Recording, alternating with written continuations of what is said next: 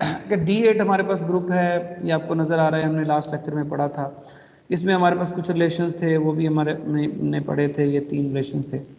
अच्छा, मैं ये कह रहा हूँ कि अगर हम ऑब्जर्व करें इस ग्रुप में, तो हम देख रहे हैं कि इस ग्रुप का कोई भी एलिमेंट लें तो वो किस फॉर्म का है, ज़रा गौर करें, वो कुछ इस फॉर्म का है भला,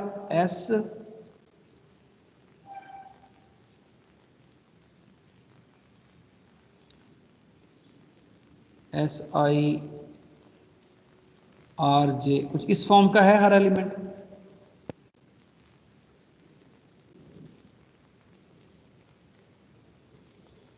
इस ग्रुप का हर एलिमेंट कुछ इसी फॉर्म का है ना? जी सर। ठीक है, यानी इस ग्रुप का कोई भी एलिमेंट देखें तो वो आपको नज़र आ रहा है S और R जो हैं वो उनके प्रोडक्ट्स की शक्ल में है।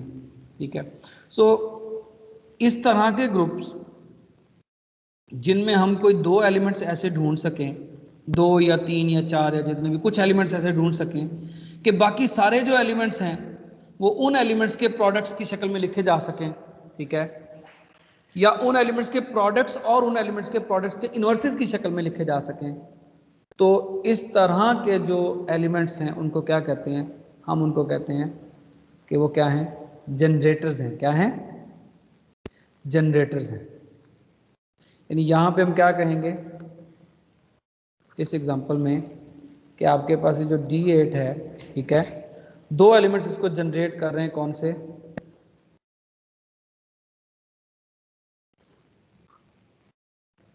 सो D8 क्या है?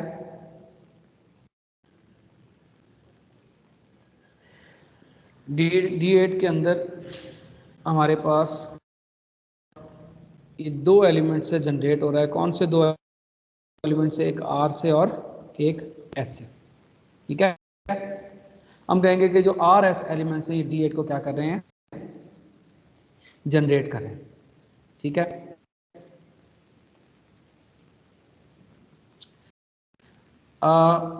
एक और एग्जांपल देखें।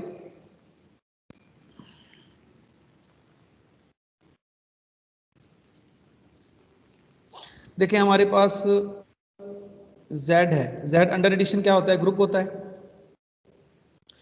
तो कोई भी मैं Z का एलिमेंट लूं, लेट से मैं Z का एलिमेंट ले लेता हूं N भी नहीं लेता, ओके, मैं एक एलिमेंट ले लेता हूं Z का 3।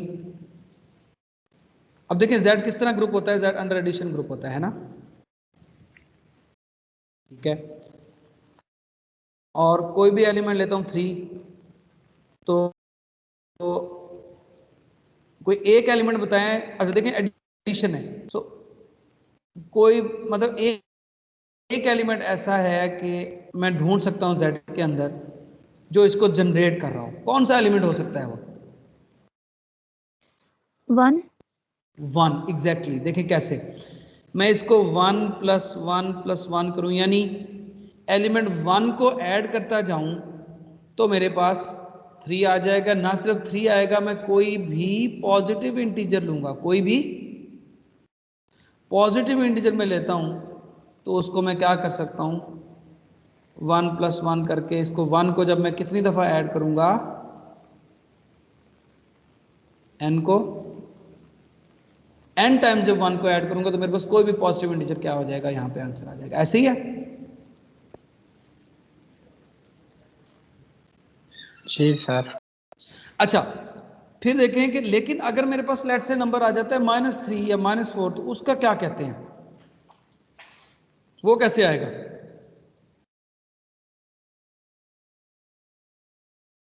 -1 को ऐड करेंगे 4 टाइम। Exactly, very good. -1 को हम अगर ऐड करें कितनी दफा? 4 टाइम। 4 टाइम, तो मेरे पास कोई भी नेगेटिव नंबर भी जो है वो भी ऑब्टेन हो जाएगा। सो इसका मतलब ये हुआ कि अच्छा इसी तरह, यानी ये तो मैंने किया था ना, कोई भी पॉजिटिव, यहां से ये पता चला कि कोई भी अगर मैं क्या लूं,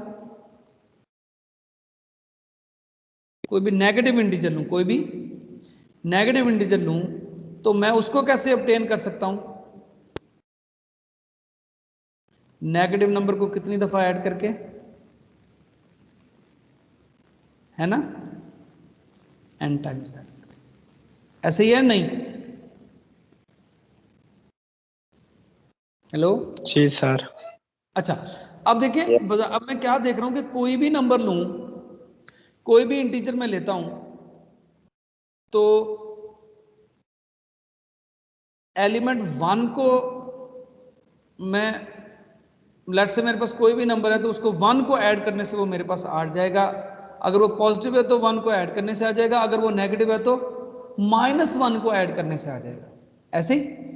और एक और प्रॉपर्टी देखें कि ये जो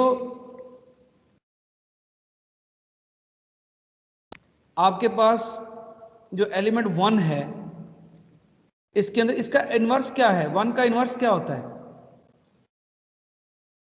एडिशन +1। 1 का इनवर्स क्या होता है? -1। -1। सो अगर मैं ये कहूं कि जो z है इसका कोई भी मैं एलिमेंट लूं तो वो क्या है? कोई भी मैं z का एलिमेंट लेता हूं, या तो वो 1 ऐड करने से मिल रहा है, या 1 के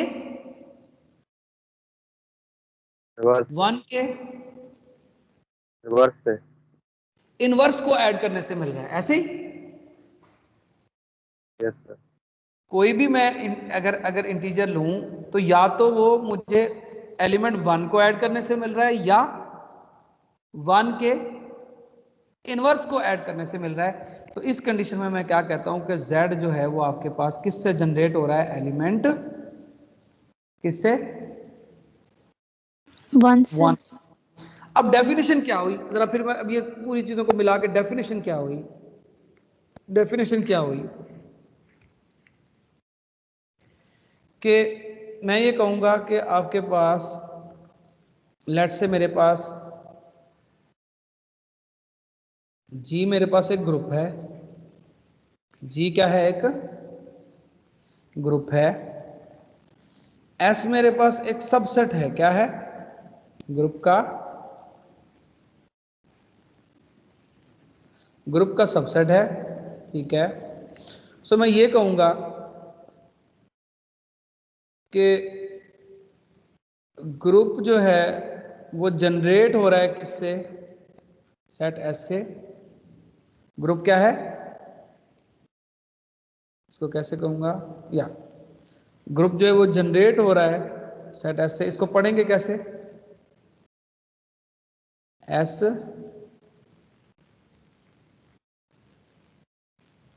generates group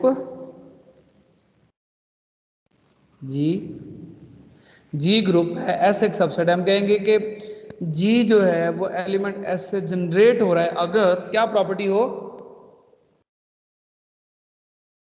if every element of G को क्या लिखा जा सके? Every element of G can be written as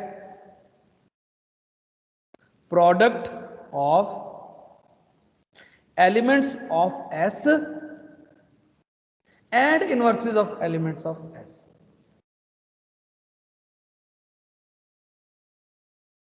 सो क्या? If every element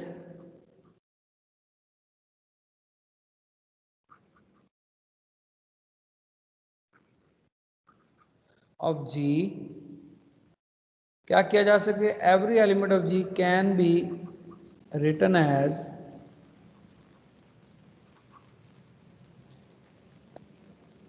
a product, product भी कैसा? फाइनाइट प्रोडक्ट, हाँ,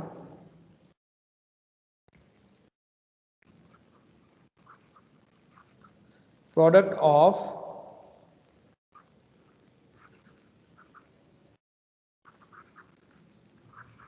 elements of S and their inverses. Their inverses means inverses of elements of S.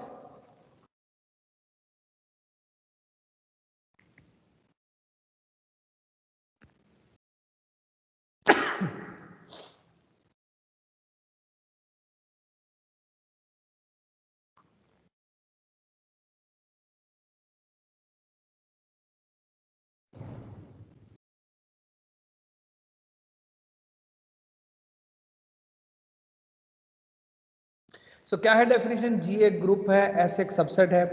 तो हम कहते हैं कि ग्रुप जी जो है वो एस से जनरेट हो रहा है, या एस जो है वो ग्रुप जी को जनरेट कर रहा है अगर मैं ग्रुप का कोई भी एलिमेंट लूं तो वो लिखा जा सके as a finite product of elements of S and their inverses. तो देखें मिसाल के तौर पर अभी जो हमने एग्जांपल दी, पहले एग्जांपल की तरफ आते हैं। ये देखें, हम कहेंगे कि ग्रुप जो है उसको इस केस में सेट एस क्या है बता सकते हैं? R and S. एग्जैक्टली, ठीक है। सो क्यों हम कहते हैं कि ग्रुप जो है वो इस सेट एस से यानी आर और एस से जनरेट हो रहा है? बिकॉज जब भी मैं कोई एलिमेंट लेता हूं ग्रुप का तो वो लिखा जाता है किस चीज में? फाइनाइट प्रोडक्ट में। किस चीज के फाइनाइट प्रोडक्ट में? Finite product of elements of S and their inverses, ठीक है। सो यहां पे देखें इसी तरह, अब देखें ये डेफिनेशन हमने क्योंकि दी है प्रोडक्ट के ग्रुप के हिसाब से, ठीक है। सो इसी तरह अगर आप देखें, अगर ग्रुप का ऑपरेशन एडिशन मल्टीप्लिकेशन नहीं होगा बल्कि एडिशन होगा तो फिर डेफिनेशन क्या बनेगी? फिर डेफिनेशन क्या बनेगी? हाँ जी, अगर यहां पे ग्रुप मल्टीप्लिकेशन के लिहाज से ना हो बल्कि एडिशन के लिहाज से, तो फिर डेफिनेशन क्या बनेगी? If every element of G can be written as finite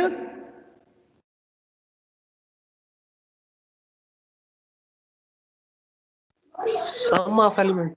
exactly. So जो ग्रुप का ऑपरेशन होगा उसी के हिसाब से फिर डेफिनेशन क्या हो जाएगी? चेंज हो जाएगी। अगर एडिशन का होता तो every element of group can be written as a sum of elements of, every element को देखें it can be written as sum of elements from S and their inverses, मतलब ये देखें ये इनवर्सेस वाले हैं, ठीक है। सो ये आपके पास डेफिनेशन हो गई। सो इस डेफिनेशन के हिसाब से अभी जो आपके पास एग्जांपल जो हमने दी उसी को हम दोबारा दे देते हैं, ठीक है। एग्जांपल पहली हो गई कि जो D8 है वो आपके पास R और S से क्या हो रहा है? जनरेट हो रहा है। इसी तरह आपके पास जो Z है वो आपके पास एलिमेंट 1 से जनरेट हो रहा है,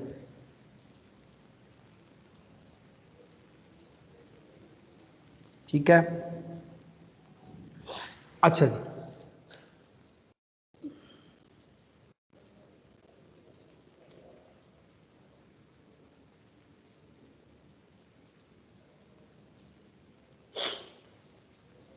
अच्छा फिर अभी हमने देखा था कि इस D8 के अंदर ही हमारे पास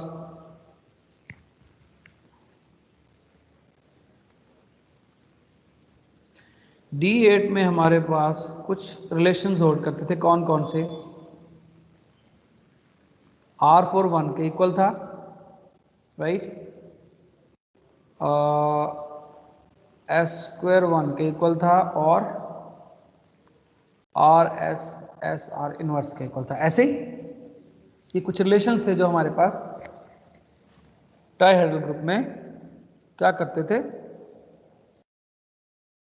होल्ड होते थे। सो देखिए अब हमने ये तो बता दिया कि D8 हमें पता है कि D8 जो है वो जनरेट होता है किससे? RS से, ठीक है। लेकिन साथ ही साथ ये जो RS और RS है ये कुछ रिलेशन सेटिस्फाई करते हैं। यानी क्या मतलब है इस बात का? इन रिलेशन ये बता रहे हैं कि आपके पास ऐसा नहीं कि आप प्रोडक्ट लेते चले जाओगे तो न्यू से न्यू एलिमेंट बनते चले जाएंगे, बल्कि कुछ रिस्ट्रिक्शंस हैं जो एलिमेंट्स को फॉलो करनी है। सो इसी D8 को हम ऐसे लिख सकते हैं कि D8 क्या है? ये आपके पास किन दो एलिमेंट से जनरेट हो रहा है? R और S से जनरेट हो रहा है।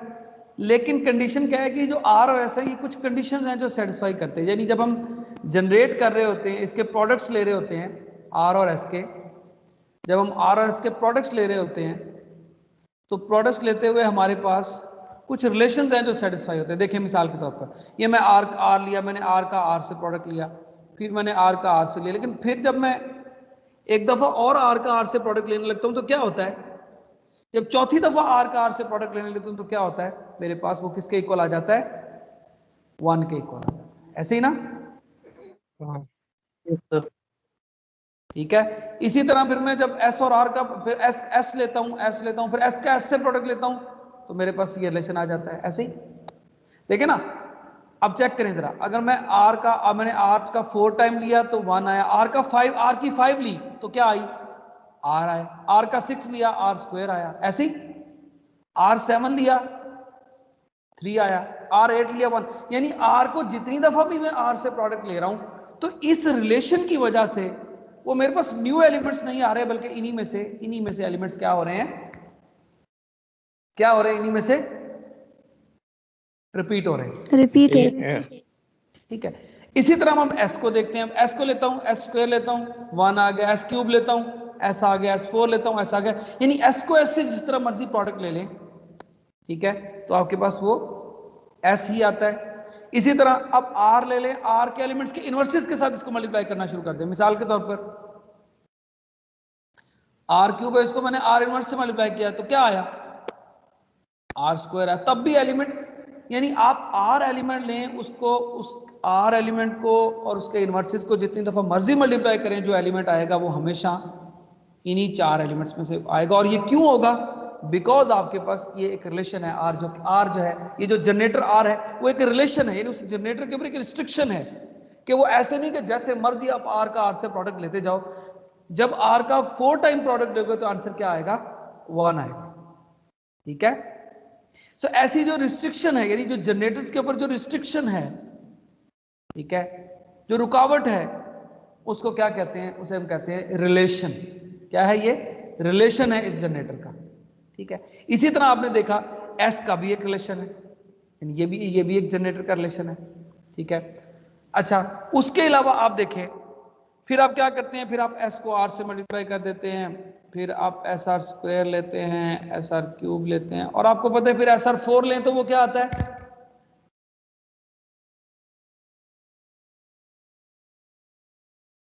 हाँ जी,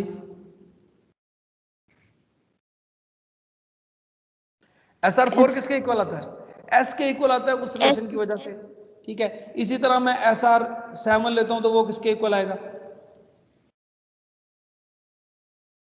ठीक है। सो कोई भी मैं एस और आर का प्रोडक्ट लूं, यानी पहले एस रखूं फिर आर को जितनी दफा मर्जी लूं, तो अगेन मेरे पास जो एलिमेंट आएगा वो क्या आएगा, वो इन्हीं 4 एलिमेंट्स में से कोई आएगा। आप लोग एग्री करते हैं? जी सर। अच्छा, अब एक चीज आपके जहन में आती है कि लेट्स से अगर मैं अरेंजमेंट चेंज कर दूं, यानी मेरी मर्जी ना, क्योंकि डेफिनेशन तो ये कहती है कि एस जनरेट करेगा, ग्रुप जी को एस जनरेट करेगा, अगर ग्रुप का हर एलिमेंट लिखा जा सके as a product of elements of S and their inverses. So मैं एक और एलिमेंट, मैं मेरी मर्जी में ये एक एलिमेंट ले लेता हूं, आर एस आर, प्रोडक्ट हो गया ना, फाइनाइट प्रोडक्ट है ना, ये फाइनाइट प्रोडक्ट है ना, और प्रोडक्ट है भी एस के एलिमेंट्स का, है ना। सो अब देखें ये किसके इक्वल आएगा, इसको मैं चेक करता हूं, इसको भी मैं चेक करता हूं, तो आपको पता है आर एस किसके इक्वल है। सो ये एलिमेंट मेरे पास किसके इक्वल आएगा, एक्चुअली वो इसी सेट में आएगा। क्यों इक्वल आएगा, बिकॉज मुझे पता है कि आर एस किसके इक्वल होता है, वो एस आर इनवर्स के इक्वल होता है, यहाँ आर है और ये एस के इक्वल आएगा, अगेन ये एलिमेंट इन्हीं में से है। सो एक ये जो रिलेशन है, तीसरा रिलेशन, इसकी वजह से भी मैं कोई भी रैंडम जब एलिमेंट लेता हूं, मैं कोई भी एलिमेंट पिक करता हूं, R S R inverse S R square, मैं देखता हूं ये एलिमेंट क्या आता है, मैं इसको जब देखूंगा इस आर एस की वजह से, इस आर एस की वजह से वो एलिमेंट मेरे पास क्या कर जाएगा, क्या हो जाएगा, रिड्यूस हो जाएगा, ठीक है। इस रिलेशन को यूज करते हुए ये हो गया एस आर माइनस 2, यहाँ हो गया एस आर स्क्वायर, ठीक है। अब देखें यहाँ पे इसको मैं लिख सकता हूँ एस आर स्क्वायर, क्योंकि 4 है और यहाँ पे भी एस आर। स्क्वायर, और मुझे पता है एस आर स्क्वायर को एस आर स्क्वायर से मल्टीप्लाई करें तो आंसर क्या आता है?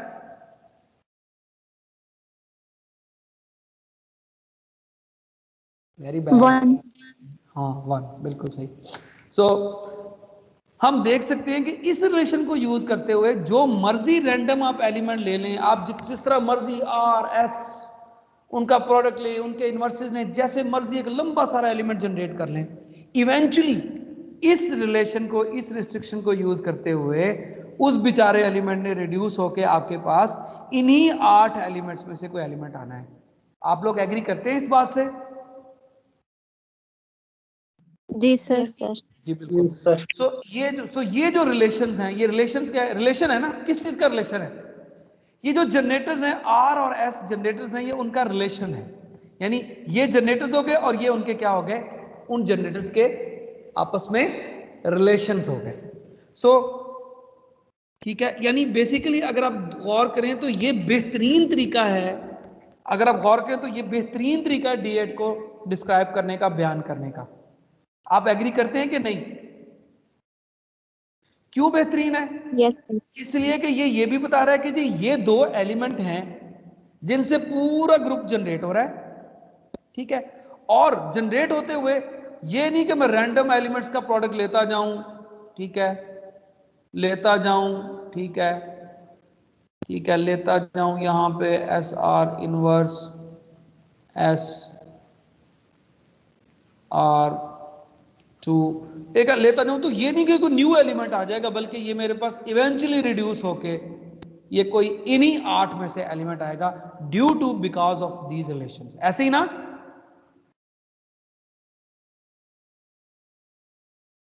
लो भाई, ऐसे ही है ना? जी sir. So this is because के आपके पास ये जनरेटर्स हैं और ये जनरेटर्स फर्दर कुछ रिलेशन सेटिस्फाई करते हैं। सो ये जो है दीज आर कॉल्ड जनरेटर्स, है ना, जैसे हमने नाम दिया था जनरेटर्स ऑफ D8। और इनको क्या कहते हैं? These are called relations. क्या कहते हैं इनको? रिलेशंस। क्या कहते हैं? रिलेशंस। और ये जो वे है इसको लिखने का, ये जो पूरा तरीका है इसको लिखने का, ये जो D8 को हमने इस तरीके से लिखा है। किस तरीके से लिखा है? कि जनरेटर्स और रिलेशंस की मदद से लिखा है, ठीक है। ये जो वे है, ये जो मेथड है लिखने का, this is called presentation of group. क्या कहते हैं इसको? इस वे को क्या कहते हैं? प्रेजेंटेशन। Presentation of D8। ये क्या है? प्रेजेंट। प्रेजेंट कैसे प्रेजेंट हो रहा है? प्रेजेंटेशन क्या है हम बता रहे हैं। देखिए एक ये वे है D8 को लिखने का, but this is not a presentation. मेरी बात समझ आ रही है? ये प्रेजेंटेशन नहीं है, but this is called a presentation. Presentation का क्या मतलब है? हमें पता चल गया है कि इस ग्रुप में कौन से एलिमेंट्स हैं जो पूरे ग्रुप को क्या कर रहे हैं? जनरेट कर रहे हैं, और जनरेट करते हुए कौन से रिलेशंस हैं जिनको वो सेटिस्फाई कर रहे हैं। So that is called a presentation of a group. यानी इसको आप यूं ही इसको आप इमेजिन कर सकते हैं कि जैसे मिसाल के तौर पर आप, मैं जस्ट एग्जांपल, एनालॉजी के लिए एग्जांपल दे रहा हूं, जैसे हम सलाद कोई काटते हैं तो हम उसके लिए प्रेजेंटेशन देते हैं उसको हम बाउंड्री पे मिसाल के तौर पर गाजरें लगा देते हैं, फिर उसके बाद हम खीरे रख देते हैं, फिर मूलियां रख देते हैं, फिर दरमियान में सैलड रख देते हैं। सो this is kind of presentation of something, ठीक है। सो ये जो वे है ग्रुप को लिखने का in terms of generators and relations is called presentation of group. क्या कहते हैं इसको? Presentation of group. So in general हम कैसे डिफाइन करेंगे presentation of group?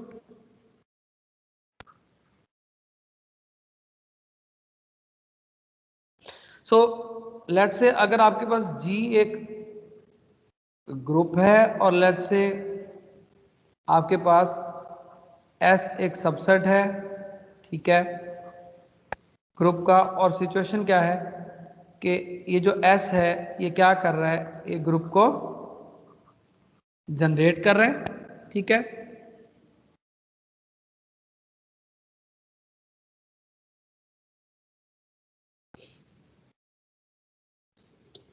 So if in addition क्या हो,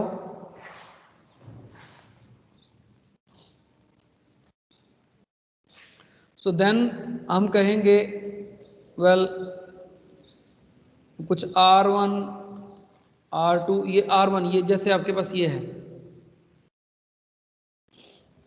ये आपके पास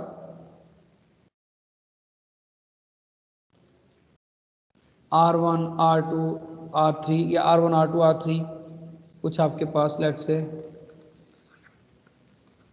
ये क्या है, ये इक्वेशंस हैं। किस तरह की इक्वेशंस हैं? इक्वेशन है किसके एलिमेंट्स की बनी हुई, किसके एलिमेंट्स की बनी हुई इक्वेशंस होंगी?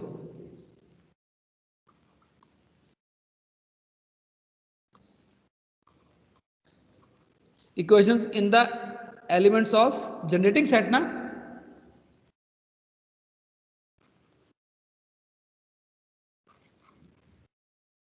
in the elements from S union 1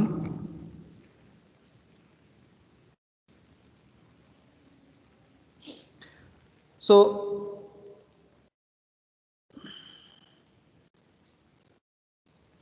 हम कहेंगे कि ये जो इक्वेशंस हैं R1 R2 R3 ये जो इक्वेशंस हैं इन्हें हम कहेंगे ये रिलेशंस कहलाती हैं।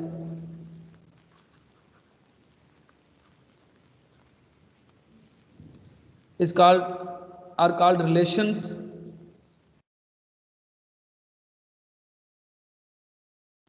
if कोई भी आप एलिमेंट्स में रिलेशन लें, यानी इनको कहेंगे रिलेशनों का कोई भी एलिमेंट में आप रिलेशन लें, कोई भी एलिमेंट में आप उनका रिलेशन लें तो वो इसी रिलेशन से क्या हो रहा है। मिसाल के तौर पर कोई भी रिलेशन से क्या मुराद है, देखें ये भी एक रिलेशन बन गया ना। देखें अभी मेरे पास ये क्या आया, यहाँ पे मेरे पास क्या आया था, देखें R S R inverse S R किसके इक्वल आया, ये मैंने क्या देखा था, किसके इक्वल आया, वन। ये रिलेशन बन गया ना।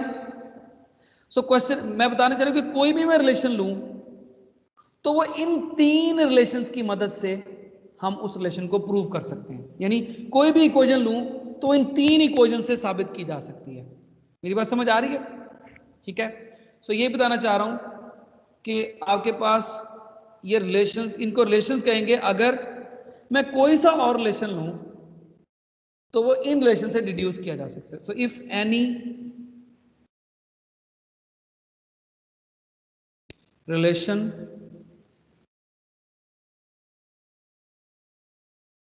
among the elements of S can be deduced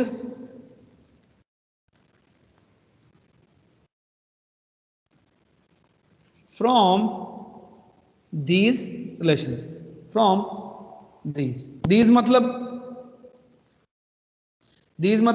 यही R1 R2 RM। सो इनको हम कहेंगे R1 R2 कहेंगे कि ये क्या है, ये रिलेशंस कहलाएंगे।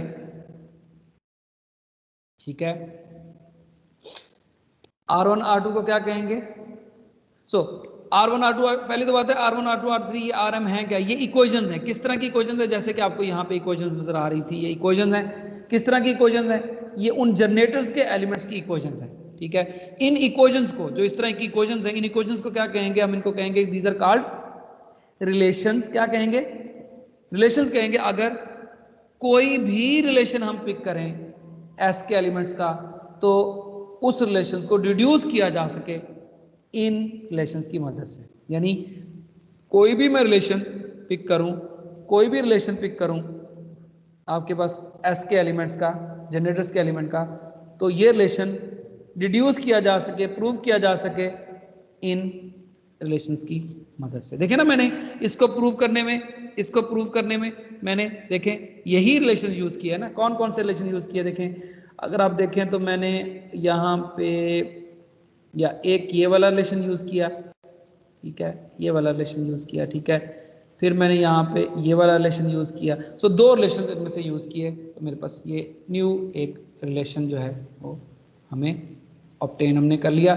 सो इस केस में ये जो R1 R2 RM, इस तरह के जो R1 R2 RM हैं, यानी जो रिलेशंस हैं, जो इक्वेशंस हैं एस के एलिमेंट्स की, कि कोई भी हम न्यू रिलेशन लेते हैं एस के एलिमेंट्स का तो वो इन रिलेशंस की मदद से R1 R2 Rm की मदद से क्या किया जा सके, रिड्यूस किया जा सके, तो उसको हम क्या कहते हैं, रिलेशंस। और हमारे पास इन जनरल हमारे पास हम फिर क्या कहते हैं से ऐसा ग्रुप, ठीक है, जो लेट से एलिमेंट S के एलिमेंट से जनरेट हो रहा हो और जनरेट होते हुए वो किन रिलेशंस को सेटिस्फाई कर रहा हो, R1, ठीक है, R2 up to so on Rm relations को सेटिस्फाई करता हो। तो इस तरह से जब हम ग्रुप को लिखते हैं, यानी अगर ग्रुप को ऐसे लिखा जा सके तो दिस इज कॉल्ड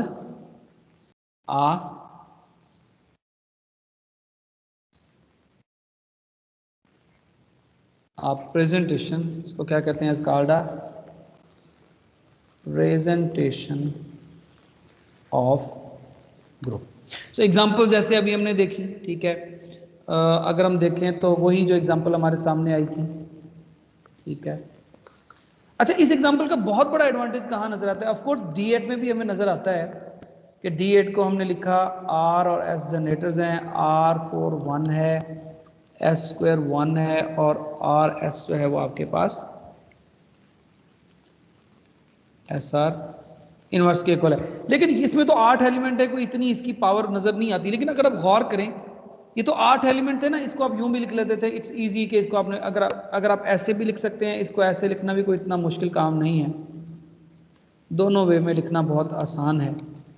लेकिन आप इमेजिन करें कि अगर ये n कोई बहुत बड़ा हो, यानी ये D8 ना हो, कोई D1000 हो, राइट, तो या उससे भी कोई बड़ा नंबर हो, n कोई बहुत ही बड़ा नंबर हो जिससे डायहेड्रल ग्रुप जनरेट हो रहा है, तो फिर आप गौर करें कि ये जो वे होगा प्रेजेंटेशन के तरीके से लिखने का, दैट इज वेरी कन्वीनियंट। यानी इन जनरल D2n को मैंने लिखना हो किसी भी लार्ज n के लिए, इसको D2n को किसी भी लार्ज n के लिए लिखना हो, तो ये जो प्रेजेंटेशन वाला लिखने वाला स्टाइल है, that is the most convenient style of. आवाज आ रही है आप लोगों की? कौन बोल रहा है?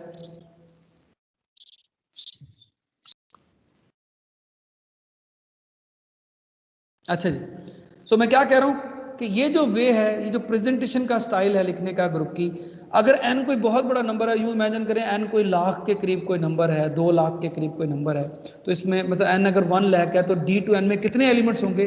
2 लाख एलिमेंट्स होंगे। देखेंगे ये जो प्रेजेंटेशन के लिखने का स्टाइल है, ये स्मार्टर स्टाइल है लिखने का। देखें, अगर इवन n जितना भी बड़ा हो, 1 लाख हो, 2 लाख हो, 10 लाख हो, बिलियन हो, तो it's very convenient style of writing. थोड़ी सी जगह में हम इसको लिख सकते हैं, कैसे देखें, हम इसको कहेंगे Rn इज इक्वल टू 1, ऐसे ही S² is equal to 1 and RS is equal to SR inverse. क्या आप लोग मेरे साथ हैं कि this is the smartest way of writing a group? ये जो प्रेजेंटेशन है ग्रुप की, so this is the smartest way of writing a group. Do you people agree और नॉट? Hello, yes sir. जी सर। ये जबरदस्ती वाला तो नहीं था? ये जबरदस्ती वाला यस सर तो नहीं था? Hello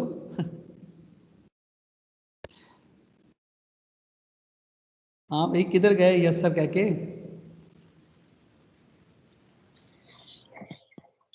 no sir. अच्छा ठीक है। So this is the smartest way, क्योंकि देखें, अगर देखें ना 8 एलिमेंट होते तो हम ऐसे लिख सकते थे जैसे हमने यहाँ लिखा हुआ, पर थोड़ी देर की इमेजिन करेंगे अगर इसमें 8 लाख एलिमेंट हो तो कैसे लिखेंगे? So this is the smartest way of writing. N को हम वो नंबर पुट कर देंगे and then we are done, right. अच्छा, और एग्जांपल देखें, ठीक है। सो यहाँ से हम देख सकते हैं कि ये D2n की क्या है, this is the presentation of D2n। सो ये क्या है, प्रेजेंटेशन है। So this is the presentation of D2n। अच्छा, और देखें, V4 की भी प्रेजेंटेशन बता सकते हैं आप? कोई बता सकते हैं V4 की क्या प्रेजेंटेशन होगी? हाँ जी,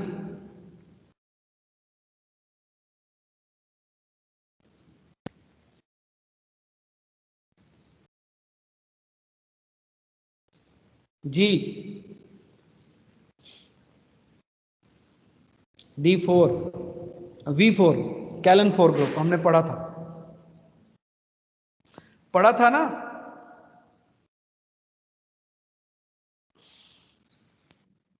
जी सर। क्या प्रेजेंटेशन इसकी दे सकते हैं, नहीं दे सकते? कितने एलिमेंट्स होते थे V4 में?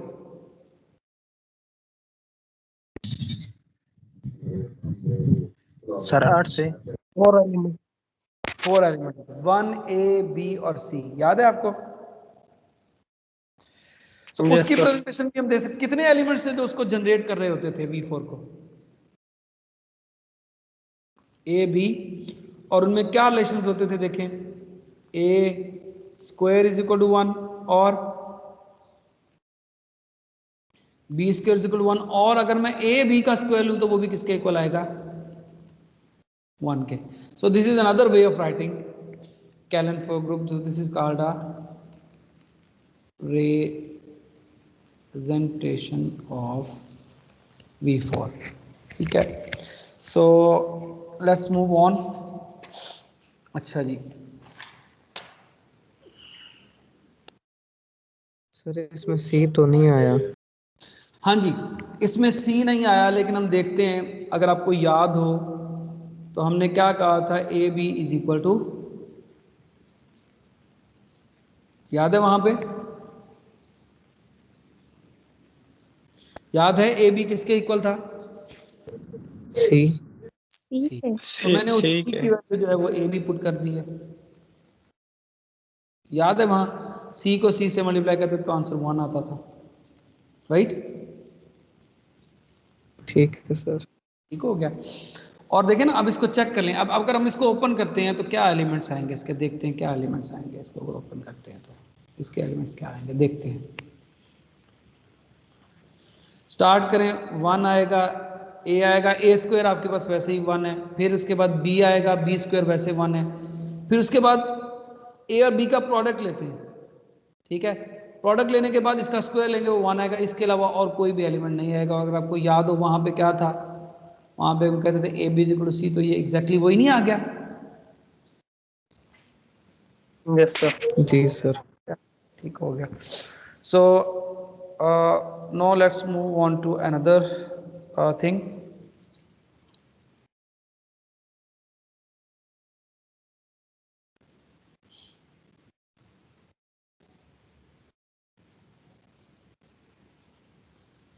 सर मॉड्यूलर क्लासेस वाले ग्रुप को कैसे करेंगे रिप्रेजेंट? मेरा ख्याल है कि मॉड्यूलर क्लासेस वाले को, इट्स अ गुड क्वेश्चन कि उसकी भी प्रेजेंटेशन, क्योंकि वो एडिशन का है, ठीक है? तो आप कह सकते हैं कि उसमें भी अगर आप एलिमेंट को n से मल्टीप्लाई कर देंगे तो वो क्या हो जाएगा? तो वहां पे अगर आप करना चाहेंगे तो कैसा बन सकता है? लेट्स से अगर हम देखते हैं z ओवर nz, तो उसमें 0 1, it's a very good question in fact. पहले इसकी कोई एग्जांपल, ओके, अगर हम क्या ले लेते हैं, n ले लेते हैं, लेट्स से n हम ले लेते हैं 6 ले लेते हैं। पहले 6z में देख लेते हैं, फिर nz में देख लेंगे।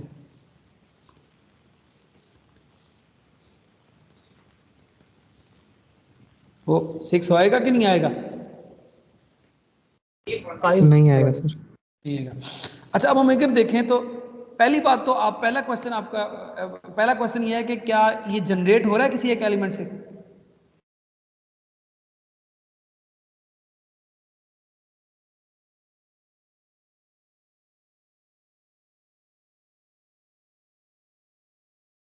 जनरेट की डेफिनेशन है 1 कोई की भी एलिमेंट क्लास। है जी,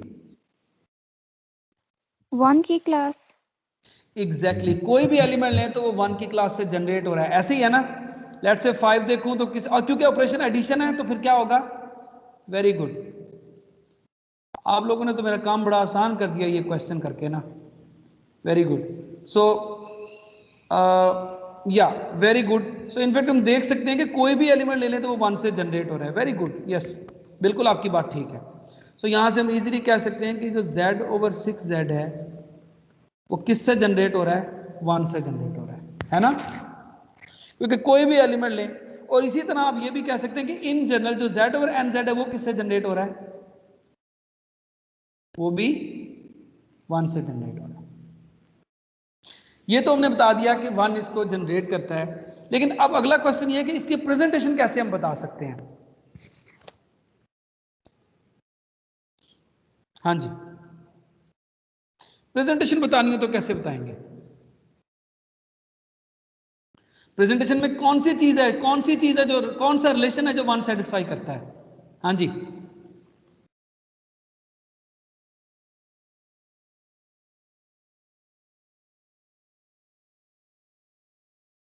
कितनी दफा 1 को ऐड करें तो आंसर 0 आता है, यही है ना रिलेशन। ठीक है ना, वहां क्या था, आर को कितनी दफा मल्टीप्लाई करें तो आइडेंटिटी एलिमेंट आता है, याद है वो 4 था। अब यहां पे है कि 1, अब ये 1 है ना जनरेटर, तो 1 को कितनी दफा अगर हम ऐड करें तो आंसर 0 आता है? 6 time sir. Exactly. Time sir. तो रिलेशन आपके पास ये बन गया। अगर आपको इसकी प्रेजेंटेशन, ये अपने अपने लिख दिया जनरेटर स्टाइल में, अगर आप इसको प्रेजेंटेशन में लिखना चाहेंगे तो प्रेजेंटेशन क्या होगी, 1 की क्लास होगी ऐसे ही, और क्या रिलेशन सेटिस्फाई करती होगी कि 6 × 1 = 0 होता होगा ऐसे ही।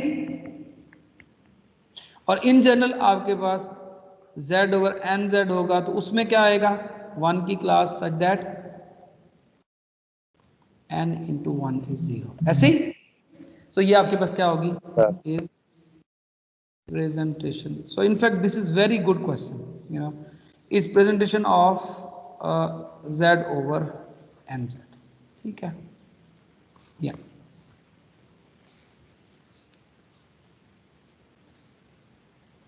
अच्छा, अब एक और चीज ऑब्जर्व कर रहे हैं, अभी तक जो हमने एग्जांपल्स देखी है, कुछ ग्रुप्स ऐसे हैं जो एक एलिमेंट से जनरेट हो रहे हैं और कुछ ग्रुप्स ऐसे हैं जो 2 एलिमेंट से भी जनरेट हो रहे हैं, ऐसे ही ना। सो इन जनरल हमारे पास कोई ग्रुप है तो वो डिपेंड करता है, कोई एक एलिमेंट से जनरेट हो सकता है, कोई 2 से हो सकता है, और हो सकता है किसी में इनफाइनाइट एलिमेंट चाहिए होते हैं उसको जनरेट करने में। सो इट ऑल वेरीज, जरूरी नहीं है कि हमेशा एक एलिमेंट ही मिलेगा जिससे कि ग्रुप जनरेट हो रहा होगा। ठीक है, अच्छा जी, या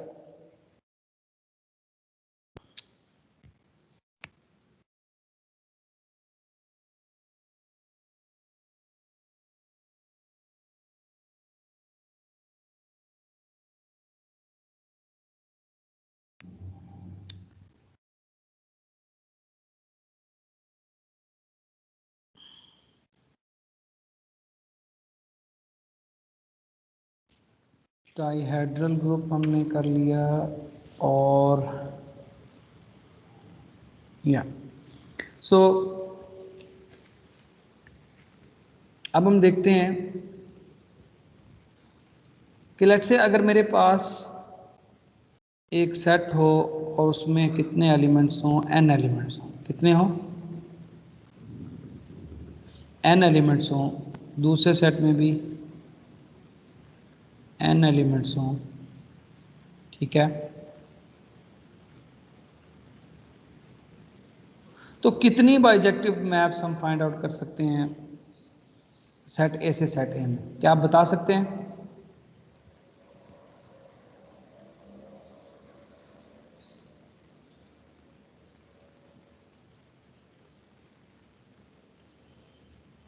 हाँ जी,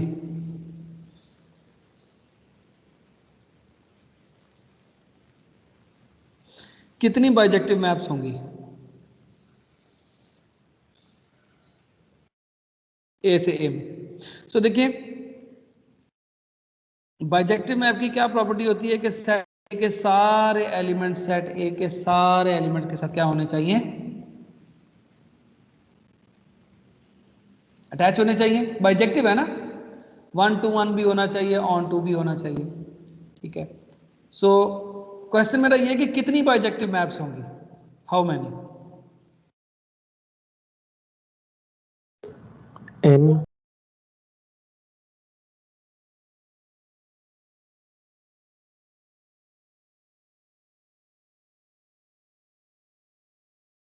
कितनी बाइजेक्टिव मैप्स होंगी अगर सेट ए में कितने एलिमेंट्स हों, n एलिमेंट्स हों, तो सेट ए से सेट ए में कितनी बाइजेक्टिव मैप्स होंगे? सो उसको हम कैसे देखेंगे? इसको हम यूज करेंगे fundamental theorem of counting. Fundamental theorem of counting, या आप इसको सर्च कर लीजिएगा, गूगल कर लीजिएगा क्या होता है ये। लेकिन रफली मैं आपको बता रहा हूँ फंडामेंटल प्रिंसिपल ऑफ काउंटिंग या थ्योरम या प्रिंसिपल ऑफ काउंटिंग क्या होता है कि अगर एक काम को करने के कितने तरीके हैं? m तरीके हैं। दूसरे काम को करने के n तरीके हैं। तो कलेक्टिवली दोनों काम को करने के कितने तरीके होंगे? m n तरीके होंगे। मिसाल के तौर पर लेट्स से अगर आपके पास 3 शर्ट्स हैं, कितनी शर्ट्स हैं? 3 शर्ट्स हैं और 2 पैंट्स हैं, तो टोटल कितने ड्रेस आपके बनेंगे डिफरेंट?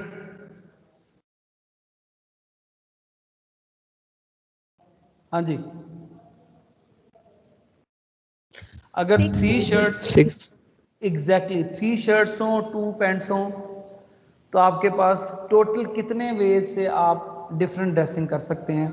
बड़ी सिंपल सी बात है, देखें ना, 3 शर्टें थी S1 S2 S3, ठीक है। उधर से आपके पास क्या थी?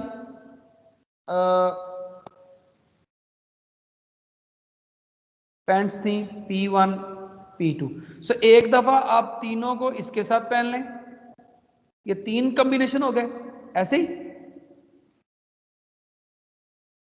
है ना? Yes ji sir. Sir.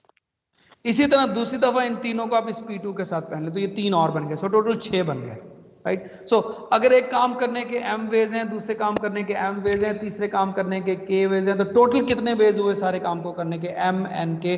So this is called fundamental principle of counting और फंडामेंटल थ्योरम ऑफ काउंटिंग। आप इसको गूगल कर लीजिएगा, आपको एग्जांपल्स के साथ बहुत अच्छे से ये चीज क्लियर हो जाएगी।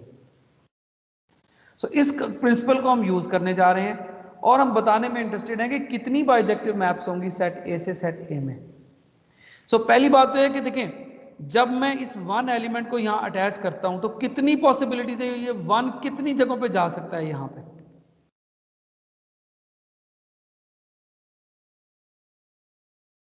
या दूसरे अल्फाज में जैसे मैंने यहां कहा था S1 S2 S3 P1 P2, तो ये कितनी जगह पे जा सकता है? ये यहां भी जा सकता था, ये यहां भी जा सकता था, ऐसे ही।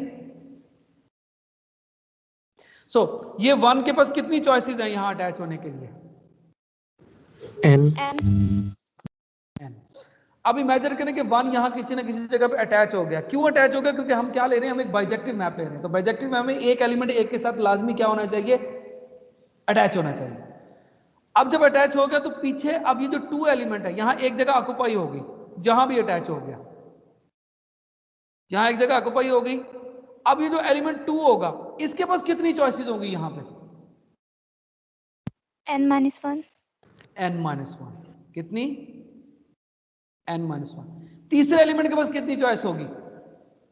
क्योंकि बाइजेक्टिव मैप है, 1 1 हो रहा है, दो जगह ऑक्यूपाई हो चुकी, n-2। n-2। और चलते चलते फाइनली जो एंड में तीसरा एलिमेंट 3 बचे होंगे, तो उनमें से जो बिल्कुल आखिरी तीसरा होगा, ठीक है, उसके पास कितनी चॉइसेस होंगी? 3, फिर उसके बाद 2 और उसके बाद 1, ऐसे ही।